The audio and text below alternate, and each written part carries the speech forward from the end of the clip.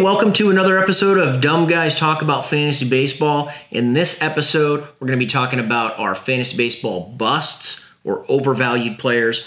Don't forget to stay with us, though, because we're talking a lot of fantasy baseball this season as the season comes up, putting out 2 videos per week, Wednesdays and Sundays. That's in addition to the Brazilian videos. Yes, we do those every Saturday. We do Brazilian food, we do some vlogs, and we get into what it's like for a Brazilian to move to America and live in California. They're super fun, so watch those.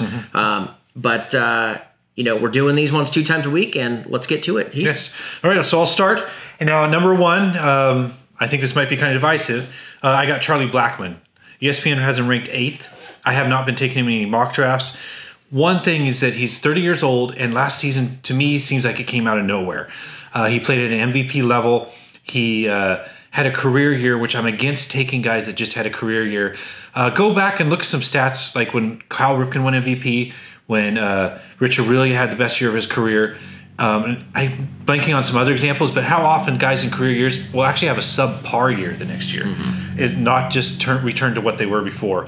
So I think Charlie Blackmon, he's not going in the first round. He's not one of those guys that you just feel like he has a great year after year. You're going off of one full season, and I think it's just too risky for the first round. Yeah, I agree. I'm gonna jump to my number 2 because Charlie Blackmon is my number 2. So I agree with you. And I don't really call him a bust. I do call him an overvalued player because I would consider him a little bit later. I don't think he's only had one good season, but obviously it was a career year. That's exactly what I put. It was his career year last year at 30 years old. He's not stealing bases anymore because I think he had a leg injury a couple years ago that kept him out of the majors for most of the season. And so he doesn't steal bases anymore. I just don't see this guy as my number 10 pick or first round pick or even early second round pick. There are too many guys that I like that have been consistent year in, year out that I would take over this guy. Now, if he fell to like the 3rd round, I might take a shot on him to repeat what he did last year. Yeah, no, that'd be a real fluke for him to fall to the 3rd round. Yeah, right. No one's going to let that happen. Yeah. But just in case everybody feels like we do. Yeah, just in case. Yeah. All right. All right, so on to mine. On to your number 2. And mine is Trey Turner. At ESPN, he's ranked number 7. And I just want to feel more like I've seen it before out of my first round pick. Like the guy that's been doing it every year, still in his prime, going to give me another amazing season. Now, Trey Turner, you might be going, well, with his stolen bases per games play, he might have like 60 steals next year. He might have 15 to 20 home runs. He might have a really high batting average. But he hasn't done it before. He had a great rookie season where he hit about 340. Last year, he stole about 40 bases in an injury-shortened season, only about 90 games. But that's it. That's all we've seen. Yeah. I would be happy to take this guy a little later. And I think if you're going purely on stolen bases and thinking stolen bases are hard to find, I wasn't having that problem in mock drafts. No. I was passing over guys like D. Gordon and Sterling Marte, and filling my team up with guys like Yelich and Lorenzo Cain, guys like that I feel like I can get stolen bases elsewhere. Yeah, right. And not risk my first round pick on one stat. Yeah, I agree with you. So my number 1 on my list is Trey Turner. Oh, so we agreed at the beginning. We're very much on par here. So what I'm going to tell you about this guy, I wrote a novel, so let me just read this out to you. So a first round guy for me needs to have consistency. You need to know what you're getting. And this guy right here is ranked 6, and he's never played more than 98 games in a major league season. So that tells you something, right? Yeah. He played a few games in his first year. He played 50 or 60 games in his second year where he just killed it in 2016. I can't remember how many games he played, 73 games. Yeah. He did very well. But then he came back last year, right? And he, again, shortened season. But he also regressed in a lot of categories. Yeah. He had let me see. So he regressed he had less home runs, just 5 RBIs more, way lower batting average, way lower on base percentage, way lower OPS.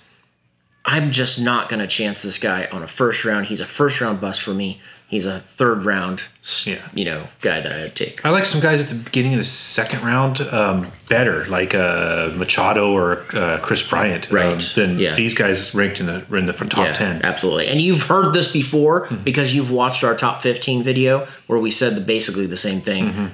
Trey Turner and Charlie Blackmon didn't even make my lists for the top 15. Yeah. All right. So on to a Dodger, and I'm glad I get to talk bad about a Dodger, and that's Cody Bellinger. He's ranked 26 on ESPN. He had a great rookie season, of course, but his batting average was higher last year than any year in the minors. And his strikeout total was high, and I thought he looked exposed in the World Series. Like they had figured out how to pitch to him, and his strikeout rate just got out of this world. I think he could really hurt you in batting average and on base percentage leagues. Maybe his slugging percentage saves you in an OPS league, but I think he's going to be like a Joey Gallo type guy next year. And why not take Joey Gallo later? Yeah, right. Or a Chris Davis with a K, or Nelson Cruz if you just need those home runs with a low batting average. Those guys are ranked much later rather than 26th. So I just think value at position, you're not going to get it here. And you're taking the risk of just a huge sophomore slump. Because what if he plays the whole season like he did the World Series? You're taking that kind of a risk. Yeah, I agree. I've seen him in the drafts, in the mock drafts, and I thought he was going just a little too soon for my comfort based on his experience and everything. So, okay, next guy on my list, I think a lot of people will agree with me here, Josh Donaldson. But what I'm going to say here, my caveat is that he's moving down the rankings into an area where he actually might flip from being a bust to being a sleeper, because as he keeps, sneaking down, he becomes, more of a value pick to bounce back and have one of those great seasons we know he's capable of, or at least he was. But right now I see him ranked 30, he was injured last year. For a little bit. Yeah, that was a little bit of a concern. He did come back and have a very strong second half. So, like I said, there's a possibility if he keeps on going down, he could flip and become a sleeper instead of a bust. Yeah, I think I've taken him a couple mock drafts where he fell all the way to like fourth round. And I was pretty happy with that because, I think those mock drafts I took like a Goldschmidt in the first round. And then I had, a good third baseman with him if he falls far enough. I never liked it. I thought it was kind of high those years where people were taking him at the end of the first round. I think I picked him up he was my second pick, but I was like 9-10 or 10-11 or something like that. Yeah. And he was awesome. I think he won the MVP that year. Yeah. So he paid off for me that one time. I mean, he's had some great years. Not going to take any of that away from him, but he's getting older. He had some injuries, so we'll hopefully he can bounce back. But right now, going a little bit too early for me. Oh, okay. Now on to my number 4. This is a guy that changed teams. It's Marcell Ozuna. He's ranked 33 ESPN. And he did have a season last year that's worth picking up at 33 if he does it again. But there's nothing to say from his previous years that he can do that again. Because in the past, he was a guy to where like a 260 batting average was good. He jumped all the way to hitting 312. In the past, also, he'd only walk about 30, 40 times a year. All of a sudden, he walked 65 times. His OPS was in the 900s. And I just don't see that repeating. What if you pick him this high and he falls back to a 260 batting average with 30 walks, 40 walks, and his OPS falls down to like the 780 range to where it was before? I think 25, 30 home runs is realistic, but he hit 37 last year. That just really feels high for me as well for this guy. He changed team to the Cardinals. That's the thing. The Marlins are tearing it up with power hitting last year. Yeah, I mean, he doesn't have Stanton protecting him in the lineup. No. So I just think at 33, I've been taking some guys like Benitelli, Yelich, other guys like that in the outfield a little bit later. And thinking I'd get more value. Yeah. I agree with you there. I'm not sold on him. I'll keep an eye on him, though, for maybe later. Next guy on my list, I don't think anybody's going to agree with me here, but I've got Francisco Lindor. He's ranked at 19 right now, and I just, first of all, don't believe the 33 home runs he hit last year. I don't think the previous couple of years, I think he was like in the teens, and then he like doubled his home runs. I don't think we're going to get that out of him again. He's a nice, he's a nice guy, but with Machado ranked 20 right behind him, who's going to have shortstop eligibility. I can't believe people are passing up Machado, dude. This guy is going into a contract. This guy's had some spectacular seasons. It was a down year last year when he hit 33 home runs. He hit 37 home runs a year before that. I think Machado is the smarter choice if you're trying to fill your shortstop. So maybe I differ from you a little bit here. I think this guy is huge talent. He's only about like 24, 25 years old. And I found my mock drafts where I didn't take like a Machado or Lindor or Correa or one of those guys at shortstop. I didn't like my team that much. Although I do list Lindor as the last of that top shortstop group. I think he's still, top 5 at shortstop. Yeah. Well, based on where he's going, where I see him ranked, and that's exactly what I was going off of here. I saw him at 19, and I saw Machado behind him. And I think if you go back to my top 15, I got Machado in the top 10. So, yeah. All right. So my next name here is Billy Hamilton. Now I don't doubt that he's going to do exactly what he did the last couple of years. He's ranked 63 ESPN, and I think it's a product of overvaluing stolen bases because that's all this guy does. He has awful on base percentage. He's a slap hitter that only hits like 240 with no power. I mean, maybe he gets more inside the park home runs this year than over the fence home runs. And for stolen bases, Sterling Marte had 47 before he was suspended. Yelich is moving to the Brewers where they run more freely. So is Lorenzo Cain. So I think Cain could potentially steal 35-40 on the Brewers.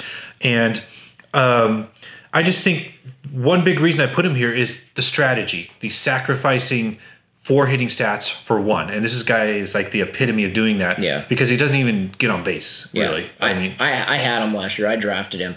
And every time I put him in, it hurt so bad. Yeah. And he spent a lot of time on my bench. So he wasn't even like, most of your guys, you draft them, they spend a majority of the time in your starting lineup. He doesn't. He's in and out. And at that point in the draft, I would rather get someone who's going to spend full time in my lineup. Yeah, 63. I saw him in some 6th, 7th round in mock draft, and the hitters going around him are just so much better. Yeah, he's got a lot of stolen bases, but you can fall back to my sleepers list, Villar, who is going super deep, who has the ability to steal like 40 or 60 bases. Yeah. Also, I put here that I took Byron Buxton in the same round that he went. Yeah. And I think that guy could steal 30 to 40 bases and maybe be like a superstar, maybe like a Mookie Betts level type guy, because he could also hit you like 20 home runs potentially. Nice. He's a top, I think he's picked right after Correa in the draft. So he's just a big talent that I took in the same round as a Billy Hamilton who's only going to give you steals. Yeah. All right. Moving on to my next guy. I've got EDWIN Encarnacion. Now, this is a guy who's ranked number 40, and he's an aging power hitter. He's 35 years old. At some point, this guy's going to start declining, and I just think I don't want to be the guy stuck with him. Huh. I don't want to be stuck with him, and especially where he's fallen in the draft. I think there's plenty of guys to get for power. So I've never been a real big fan of EDWIN Encarnacion. And for some reason, I feel like it's time to start staying away from him. Interesting, because I just had a couple mock drafts where I took him. Really? And part of it was experimenting. So I experimented with taking Altuve in the first round. I experimented with taking Betts, and then getting power from guys like this later. And I thought it worked out pretty well. I would also take like a Matt Olson later to be like, if he does decline, I can put in this young guy at first base to take his place, or a Josh Bell, who I mentioned in a sleepers video. Matt Olson I mentioned in the early sleepers video, so you can go watch other videos for a deeper description. But I kind of rank this guy similar to like taking Miguel Cabrera. Like maybe he's got one more of those 35 home run seasons left. I think I was just talking to a coworker today. To where like in the past 6 seasons, his lowest home run total was 34. So he's got some pop. He's got some pop. Yeah, he does. But I tell you what, though, if you think he's good, this is his decline year, then pass on him and take a younger guy. Well, you just mentioned Miguel Cabrera. I would way more take Miguel Cabrera over EDWIN Encarnacion. Miguel Cabrera has way more talent, and so I think I would rather take a chance on that. And he's going in a similar area, isn't he? Around the same time, yeah. I just had a mock draft where I had Miguel Cabrera on my team as well, and I did the same thing, put Matt Olson on my bench just in case they do decline. So if I'm going to take an aging, power hitter, it's going to be Cabrera. I think Cabrera is actually a couple years younger. I think you might be right. 33 right now. Tell us in the comments. Yeah. So moving on to number 6 here, and it's a pitcher, and it's Justin Verlander. He's ranked 44 ESPN. So 3rd round, you're talking here, for a 35-year-old. And I was looking at his stats last year. His 5 starts with the Astros were amazing. Mm-hmm. They're like in the, I think I put 5-0, 11 strikeouts per 9, and a 106 ERA. I think an old guy kind of got revitalized by moving to a new team. I don't think that's sustainable. Like before he moved to the Astros, he's like a 3.89 ERA, and I'd say expect around that. Mm-hmm. And if you're expecting around that, is he really 4th round? Yeah, he's always had a pretty good strikeout rate. He actually has had a couple seasons where it's below 9 strikeouts per 9. I almost like all the other Astro starters better than him, like McCullers and Cole and stuff like that, just because they're going so much further back. And right. Keuchel is the guy I mentioned in the Sleepers video. They're going so much farther back. They're all on a good team that will give them lots of run support, good defense, and give them lots of wins. I just think Verlander, you're taking a risk this early, and there's other guys you can get. I do like Keuchel. One thing I will say about Verlander is the early last year, I think he had a nagging injury, and I think he got over that. By the time he got over something. It might not even have been an injury. It might have been he fixed something with his mechanics, but he did that right before he went to the Astros, and then he killed it. And so that could explain why his time with his last year with the Tigers was not as good. So keep that in mind. I'm going to keep my eye on Verlander, but I agree he's going a little bit too young for me. I mean, a little bit too low. Yeah, I think people are just too high on those last 5 starts with the Astros, and it wasn't a full season. Yeah. Okay, next guy on my list, Andrew Benintendi. Is that how you say it? Benintendi. Oh, interesting. Yeah. So he's ranked at 41. Just ahead of Ozuna. Mm-hmm. So I thought that was interesting because I thought Ozuna had probably some more power and stuff like that. I thought he was a better option. He's young and talented, but I think he's just going a little bit too low where he's ranked. That's basically what it is. I think he's just overvalued here. Interesting. I've actually been taking him a lot. That's interesting. I think based on everything you've said here is that when we draft in our league, we're not going to be battling for guys. No, maybe at the top. It sounds like we agree a lot in the first round. Yeah, right. But I've been taking Benintendi a lot because they considered last year kind of a bust season. To his level of talent being a 2020 with still having a good batting average as being a disappointment. He's just a huge talent, and I think you have not seen anything yet out of him. That's a possibility, and I would agree that he's got a lot of talent, but I don't think he's proven that consistency enough to be going where he's going in the draft. Yeah, we'll see. Looks like if you pass, I might be able to take him a little later. Maybe we'll see how that goes. All right, here's a guy, Tommy Pham, who I kind of think that the same things that you think about Benintendi. He's ranked 79 ESPN, and one thing is he's a late bloomer. He didn't break out and have a good season until he's 29 last year. Yeah. And he had a really long career. He started in the minors at 18 years old. It took all the way till 29 years old to have a full good season in the majors. And he broke out. Yeah.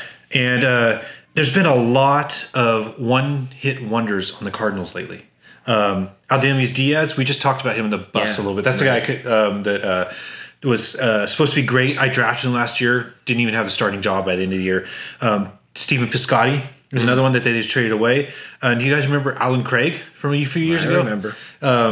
And Tommy Pham just kind of reminds me of those guys. And I think the Cardinals, with them picking up Ozuna, them having Dexter Fowler, and several other good outfielders, I think if this guy falters at all, they're just going to put him on the bench. Yeah. And he's going 79 ESPN. It's interesting that you put him on your bust list because I was looking at him to put on my sleepers list. And then I looked very closely and I saw all the things that you just pointed out. Yeah. And I said, you're out. Yeah. So he's just too risky for me. And I like he's kind of a power speed combination. I just like a few other guys better power speed combination than this guy. Yeah, I agree. Okay, back to picking on the Red Sox. Xander Bogaerts is my next guy on my list. Ranked at 65. He had a big year in 2016, but that was a career year. He hasn't hit more than 12 home runs or had better than a 776 OPS any other year.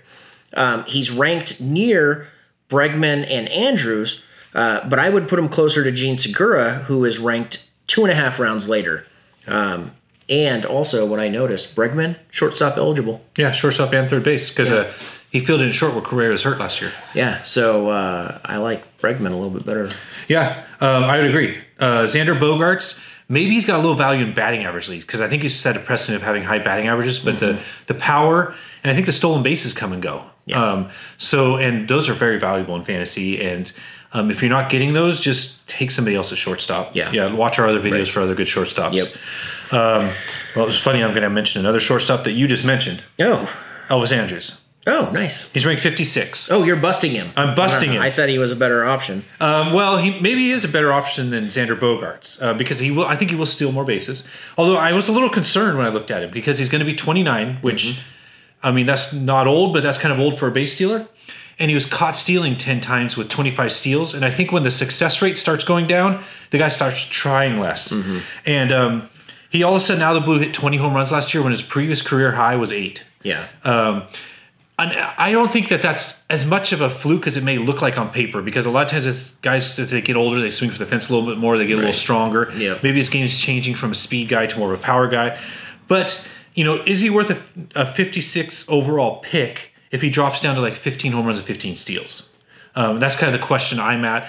If you are confident that he'll repeat, and I know he's had like 40 stolen bases seasons in the past, but if I pick him up, I'm just worried that his home runs are going to go down to like 10 to 15, and his stolen bases might go down to like 15, 20, and you're just not going to get what you got out of him last year. Yeah.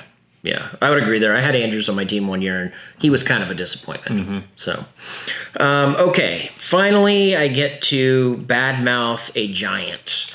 A brand new giant in Andrew McCutchen. Ranked 70. This guy is ranked a little bit too high for me because, he had a really nice bounce back year last year, but I don't expect that to continue. And I expect him to go back to what he did basically in 2016. I think he's a declining star.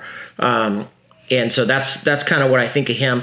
Instead of McCutchen, though, I'm targeting a guy like Whit Merrifield, who put up similar numbers, but stole 34 bases and is ranked 2 rounds later at number 96. Interesting. So I think I've talked about McCutchen in a couple previous videos, at least one.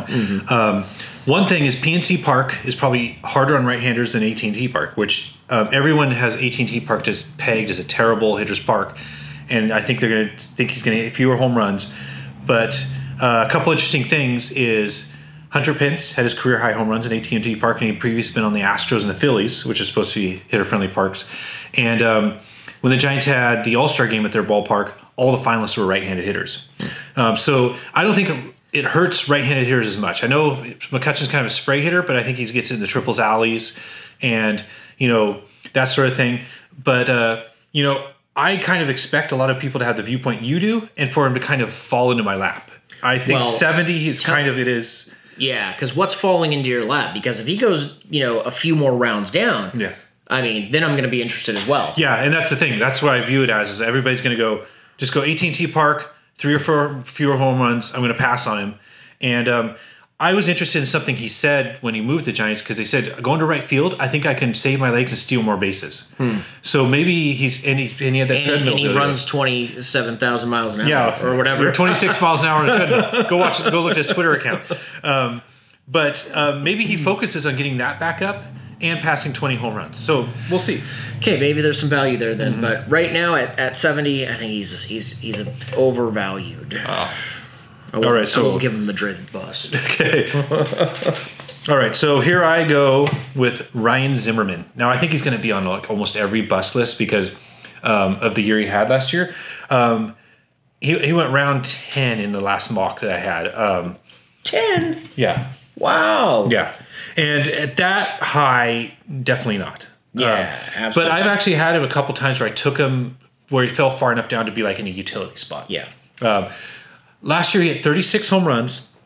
And before last year, you have to go all the way back to 2009 for a time when he hit 30 home runs.